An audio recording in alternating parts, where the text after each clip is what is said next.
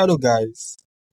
Welcome back to another episode on the show, Control or Be Controlled, podcast designed to help you start thinking differently and take control of your life.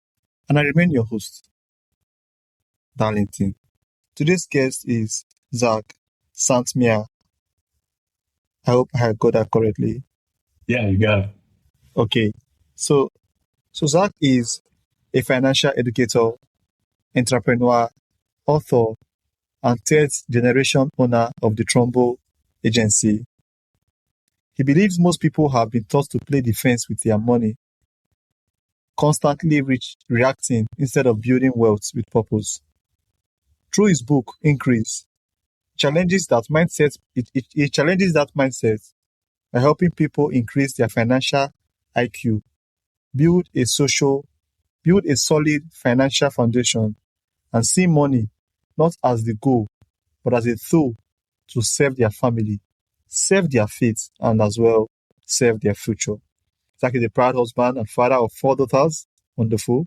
Zach combines practical financial strategies with biblical principles and real-world experience to help people move from financial stress to financial confidence and lasting impact. Zach, welcome to the show. Thanks for having me. I'm excited to chat with you today, man. All right, Zach. So, are you okay with that introduction, or there's something that you would like to add? No, that's great. Yep, that's awesome. Okay. So, I have some questions here for you, and I would Sure. like us to get into them. So, you say that most people are playing defense with their finances. What does that look like in everyday life, and what does it mean to start playing offense instead? Yeah, I think that, depending on your upbringing, a lot of people have either been very fearful of money or they have just seen kind of a frivolous view of money in their own lives. And so, as I looked at my own personal finances as I was a young married, we just had our first kid. And I was quite frankly scared. I was scared of would I be able to have enough money? Would I make a wrong decision that would put me in the hole that I could never get out of? I was scared of debt, of taking on debt, of having any sort of debt at all. And then the other side of it was I was, or should I just, kind of give up on everything and just use credit cards? And should I go after the points? And should I just, realize this is only one life, right? And just kind of live a frivolous life. And so I said, there has to be a middle ground here. There's got to be something in between either being frivolous with our money or being afraid. And instead of being afraid of money and running away from, having more money or pursuing money, I started to learn through mentors, through books, through education, through my faith in the Bible, and started to realize that actually money has a purpose. Money is fuel. It's fuel for the journey. It's fuel to be able to get me where I feel called to go. And when I started to view money as fuel, and when I realized that I had a purpose and I had a calling in my life, it made me actually want to go play offense to get more money, to be able to pursue growth and increase in my career and in my finances. And that's what I've been doing over the past 12, 15 years now, and been able to see a lot of success because instead of being afraid and just kind of being passive when it came to my personal finances, I became offensive and started being methodical about how I laid a financial foundation that was sturdy, and then how I could build off of that financial foundation to be able to produce success for myself, my family, and for generations to come. You're on mute there. All right. Thank you so much, Zach. So, your book is called Increase. I love that name, Increase. So, what inspired you to write it, and what do you hope readers walk away with from the book? When I started thinking about Increase in the book, it actually didn't start as a book at all. It started as figuring out how to help my team. So I have a staff at one of my businesses of over 30 insurance agents, and that staff, they started making more money. They started becoming more successful. And I wanted to help them because I didn't want them to just make more money and not know what to do with it. I was seeing people get raises and still feel like they were living paycheck to paycheck. And I realized that we needed a path. We needed a practical path that I could teach them, that my managers could teach them, to help them walk down continually so they could have financial success. And so I just kind of started going back from the very beginning. What did I do? How did I create this? What have I learned in my own personal finances? What are best practices? And I created this 8-step path that my team could use.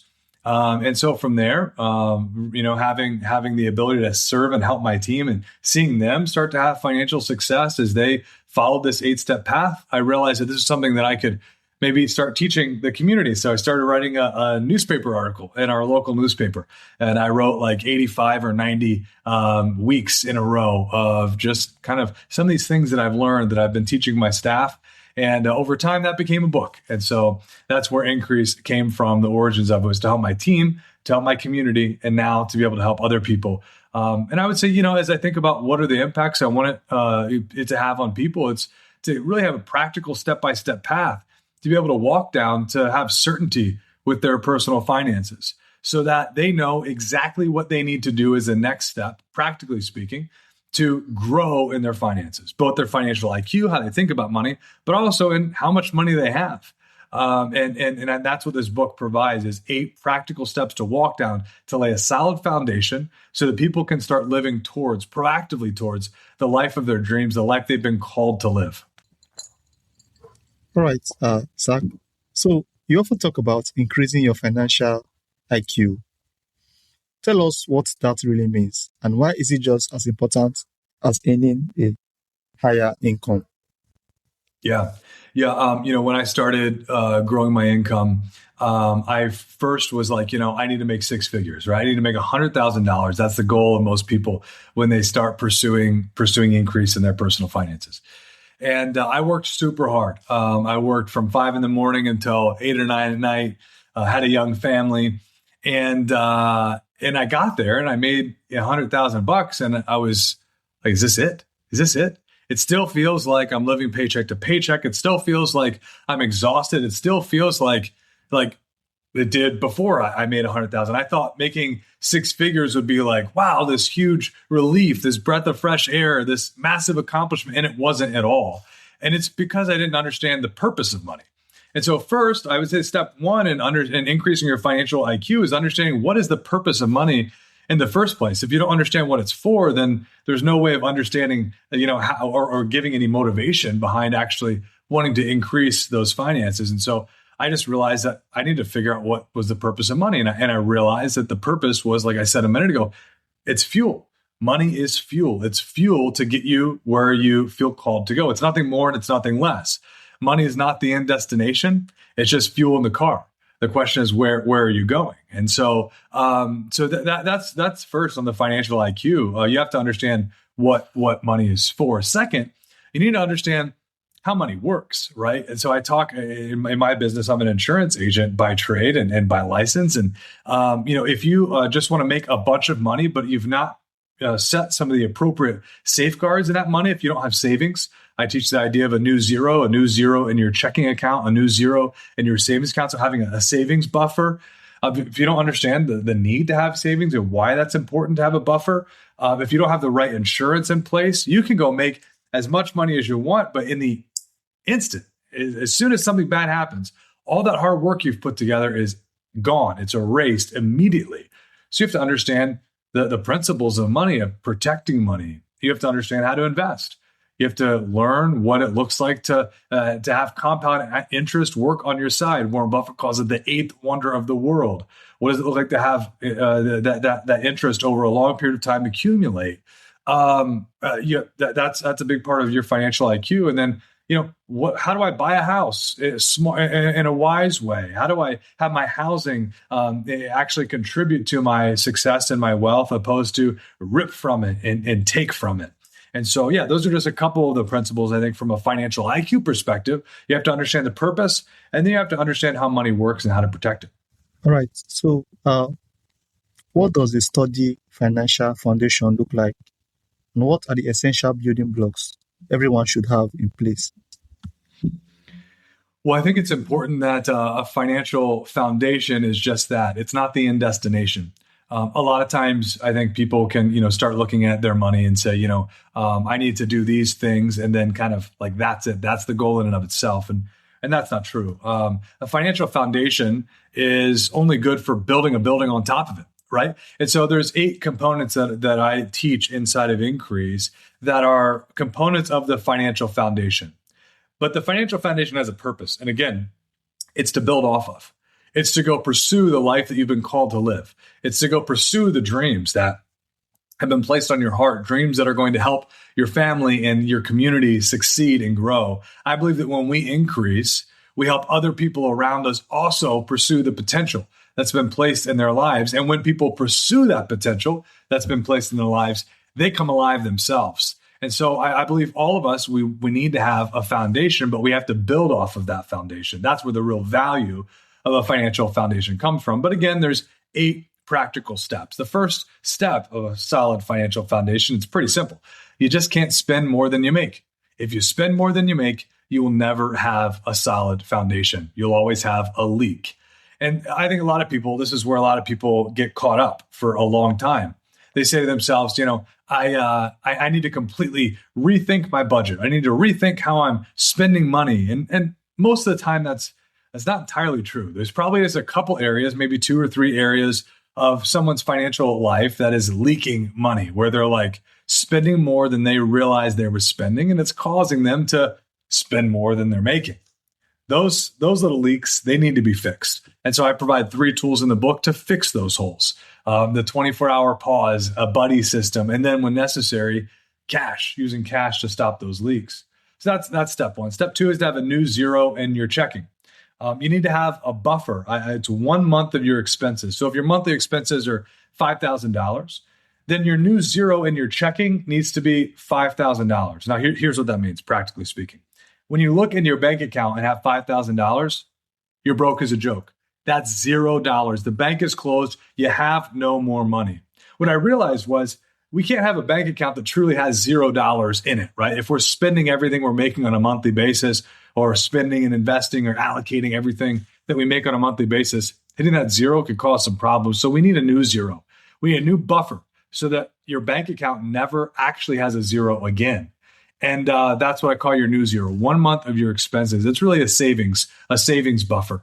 So again, if whatever your expenses are, 1 month of that should be your new zero inside of your checking account. I also teach the principle of giving.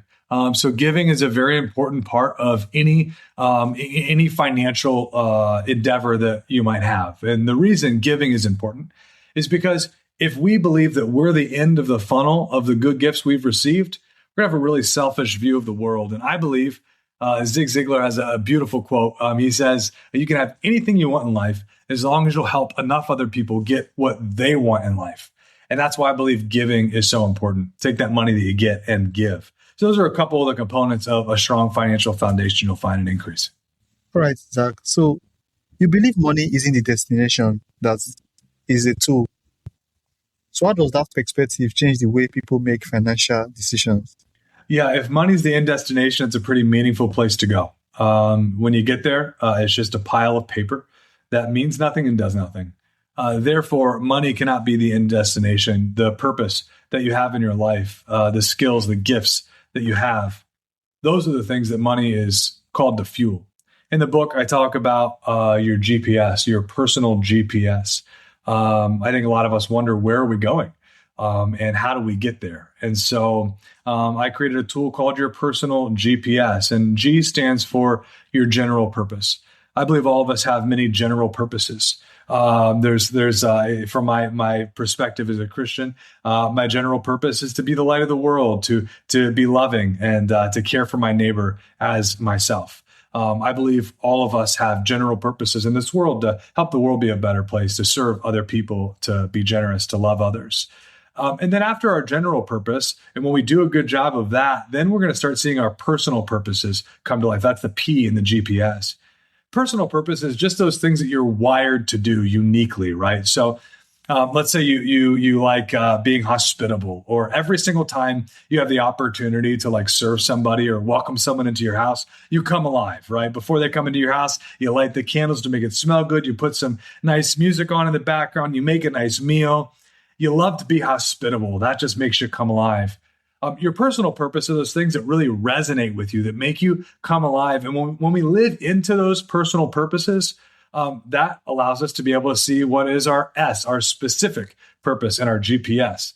That's what money's really for. It's to fund your GPS. It's to fund the purposes of your life that allow you to add value to society, add value to your neighbor, to be able to give back, to help others. And so money is not the end destination. It's simply fuel for the journey. And that journey is specific to you. And that's when you walk down this path of your GPS. Okay, Zach. So, as a father of 4 daughters, what are you intentionally teaching your children about money that you wish more families talked about? Yeah, I have 4 beautiful girls, and my oldest is 12, and I have a 10-year-old. They've been recently wanting to buy stuff with money that they've earned, money they've got from their birthdays. And in this day and age, they want to buy stuff on Amazon, right? They don't want to just go to the store. They want to borrow my phone or my wife's phone and buy something. And so one of the things that I've been teaching them intentionally is what I call the 24-hour pause. A lot of people, they make these impulse purchases that actually they don't need. They might want kind of in the heat of the moment, but they don't really need. And so for me, this has been valuable in my own life to kind of make my spending just not frivolous, but intentional, is to practice the 24-hour pause. Sometimes I just need to wait a day. So I've done that with my kids. In fact, my second child I did recently, it was maybe last night or 2 nights ago. And she wanted to buy a doll on Amazon. No problem with buying a doll. She had some birthday money. And I said, that's not a problem. But I could tell that she wasn't really bought into this doll. She wasn't like all about this. She just kind of wanted it because she wanted to spend money. I've been there, right? Like there's some days where I just want to spend money. It kind of sounds fun. I'm going to go buy something. Well, I wanted to teach her that maybe, that's not the best use of time. And so maybe we could just wait a second. So we waited 24 hours. And the next day I asked her, so it was 2 nights ago. So yesterday I asked her, do you still want that? Do you still want that doll? We can go on Amazon if you like it and maybe look at that doll and buy it. And she said, nah, I'm okay. Well, that just saved her like $25, $25 that she would have just spent impulsively, but instead hit the brakes for a second and said, let me wait a day. Let me see if I actually want this. We live in a day and age today where we can literally have anything we want at the click of a button right at our fingertips. And that's very dangerous. And so I'm trying to teach my kids that, listen, just because you can have it doesn't mean that you should. Now, there's nothing wrong with spending, nothing wrong with buying. I love being able to buy good gifts, and I love buying even toys for myself sometimes. But let's be smart about it. Let's not buy it just because we're feeling down one day and we just want to shop, right? Let's be intentional with our spending. So I've been teaching them intentionality with their purchases, and to take a beat, wait a second, and if they really want it, to buy it the next day. Wonderful, wonderful, wonderful, Zach. I wish every father can teach their kids this, because I think the foundation you have with money as a child will determine how you are going to handle money when you grow up. So Exactly. thank you so much. So still on parents raising financially responsible children, how can they actually raise financially responsible children in a culture now that often encourages spending over saving and stewardship? Yeah, I think it starts with the parents. So the number one thing that kids can do to learn, or the parents can do to help their kids, is to be a good example themselves. Oftentimes we want to teach them these great principles as parents, but we won't live that way. Like, I want my kids to eat healthy. But do I always eat all the vegetables on my plate? Not all the time, right? Well, they see that, right? And dad's not eating the broccoli, so I don't have to eat the broccoli. Well, I want to teach them to be, to be good eaters and eat the vegetables on their plate. Simultaneously, if I want them to have good money habits, I first have to have good money habits. Most things are caught more than taught, right? The things that are taught, we can speak till they're blue in the face. But if I'm telling my kid to not make impulsive purchases, while all they see me do all day, every day is just buy stuff on Amazon on my phone, then probably they're going to buy stuff on Amazon, even if we've taught them that they should wait a second. So we have to live it. We have to be intentional ourselves. And so that's why I wrote this book too. Like, I want Increase to be a book that these parents can use to learn themselves how to be financially literate, financially successful. And from that, then they can teach their kids, not just with words, but through their actions. Okay, so if every listener could leave this conversation with one completely different perspective about money, what would you want that to be? Yeah, I believe that each person has a beautiful purpose for their life. I believe that we were all created with unique gifts and abilities, and every person I meet, even you, I have the chance to talk to you, and you're different than anybody else I've ever spoken with. And the next person I'm going to meet this afternoon is going to be different and have a different calling. You've been called to make this podcast, and you want to share how to, not to control or be controlled. I love the title of your podcast. That's a unique, specific calling. And, for this podcast, or for your listener, for anybody who has a calling in their life, I want them to have a calling so strong that they want to have fuel to see that calling come to fruition, right? I believe that, money, it's like I've said before, it's nothing in a sense that it's nothing any more than just fuel for getting someone to where they feel called to go. So what I hope people hear from this conversation, and that they see from Increase and from the life that I'm trying to live and teach my kids to live and my team to live, is that we should all have a calling that is worth fueling. When we have a calling that's worth fueling, we will go out there and we will be motivated to make as much money as humanly possible. That's where I'm at in my journey today. I am unapologetically trying to make as much money as I possibly can. Why? Because I believe I have a purpose that's worth fueling. And I want others to have that same sense of conviction, that same sense of motivation. And so I hope that people hear that money is fuel. It's beautiful fuel that'll help get you to where you're called to go. The question is, where are you called to go? What's your general purpose? What's your personal purpose? The things that resonate with you. And then hopefully you have that specific purpose, that specific calling on your life that you say, you know what?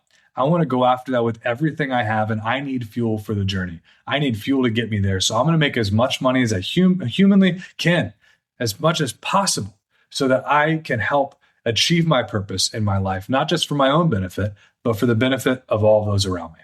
Okay, thank you so much. Thank you for sharing your wisdom and reminding us that financial success isn't just about building wealth. It's about building a life of purpose, freedom, and faithful stewardship. Our message challenges us to stop simply reacting to our finances and instead become intentional about using money as a tool to create opportunities, strengthen our families, and serve others. For those that would like to learn more about Zach Santmia and your book, Increase, how can they do that? Yep, they can just go to zachsantmeyer.com, ZachSantMier.com, ZachSantmeyer.com, where I have Increase the book. They can also go on Amazon and buy Increase. It's available on Amazon everywhere the books are sold online. All right, thanks. Thank you once again. And thanks to all my audience as well. If this message is sitting with you, I'm sure this message is sitting with all of us, including myself, because conversations about money, it includes all of us. So make sure to share this episode with someone out there, and make sure to share the link to get Increase as well with someone out there, because I believe we all need to change our financial situation. Zach, thank you so much for coming to Control or Be Controlled. Yeah, thanks for having me. I appreciate you having me, Navdi. All right, Zach. So as part of helping us to grow and helping us reach out to more podcasters like yourself, I ask you to please get onto Podmatch, confirm that this episode has been completed, and leave us a review about the show. Okay, sure. Yeah, we'd love to. Okay, because I figured out you were new.